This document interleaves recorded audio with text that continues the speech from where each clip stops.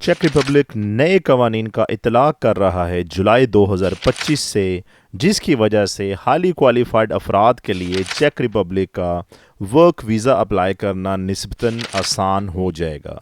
इसी के साथ ही चेक गवर्नमेंट नया कोटा सिस्टम भी इंट्रोड्यूस करवाएगी कि किस कंट्री से कितने अफराद चेक रिपब्लिक में वर्क वीज़ा अप्लाई कर सकते हैं।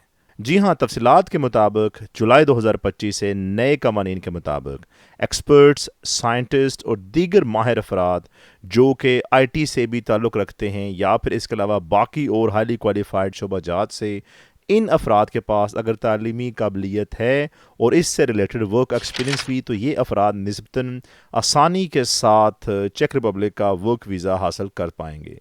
इसके अलावा चेक रिपब्लिक की गवर्नमेंट नए कोटा सिस्टम का भी ऐलान करेगी। इसके लिए पहले ही कुछ तफसीलात शाया की गई हैं, जिसके मुताबिक मुख्तलिफ ममालिक ज़्यादा बड़ी तादाद में फ़ायदा हासिल कर पाएंगे इस नए लॉ से। तफसीलात के मुताबिक IT माहिरीन के लिए चेक रिपब्लिक का सफारतखाना इंडिया में डिजिटल नोमैड प्रोग्राम्स के लिए 24 नए वीज़ाज़ देगा और ये फ़ीज़े सिर्फ़ और सिर्फ 45 दिन में प्रोसेस होंगे।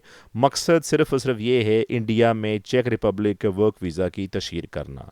इसके अलावा चाइना में जहाँ पे चेक वर्क वीज़ों की बहुत मांग है, वहाँ अब हर साल 1170 दरखास्तों की हद मुकर्रर की जा रही है, लेकिन ज़्यादातर वीज़े सिर्फ माहिर अफराद के लिए ही दस्तयाब होंगे।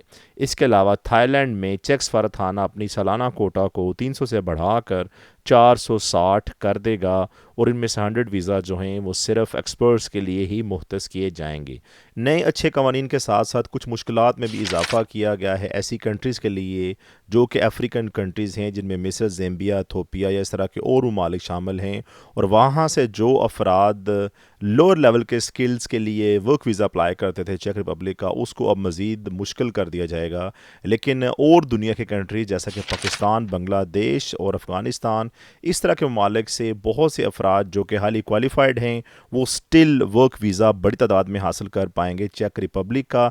लेकिन कोटा क्या मुख्तस किया जाएगा इन कंट्रीज़ के लिए भी, इसका ऐलान जुलाई 2025 में किया जाएगा।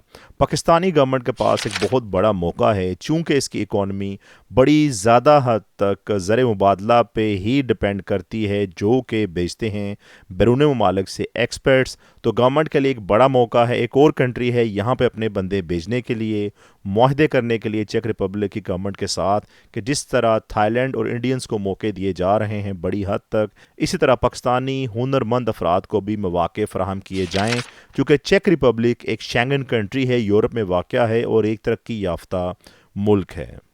सफारती सतह पर तमाम मामलात तय करना मुश्किल नहीं है गवर्नमेंट के लिए अगर वो इन तमाम चीज़ों में इंटरेस्ट ले, चूँकि हमारी गवर्नमेंट का वैसे भी बहुत अरसे दराज से एक ही मोटो रहा है कि बाहर बैठे अफराद से ही पैसा कलेक्ट किया जाए जितना हो सके। चूँकि गवर्नमेंट किसी तरह से भी मकामी अफराद को हुनरमंद बना के अपने मुल्क में इंडस्ट्री को फ़रोग नहीं दे पा रही अरसे दराज से, तो ये एक आसान वे होता है गवर्नमेंट के लिए पैसा कमाने का। मज़ीद एक कंट्री ने ये रास्ता निकाल दिया है। अब थोड़ी सी एफर्ट करके गवर्नमेंट अगर इसके साथ एक मुआहदा कर ले तो मज़ीद पाकिस्तानी भी बाकी कंट्रीज जैसा कि चाइना और इंडिया, इनकी तरह बड़ी तादाद में चेक रिपब्लिक लीगली जा सकते हैं। 2025 जुलाई में जब मज़ीद ऐलानात किए जाएंगे नए लॉस के हवाले से, उनकी तफसीलात और रिक्वायरमेंट्स भी आपके साथ शेयर की जाएंगी।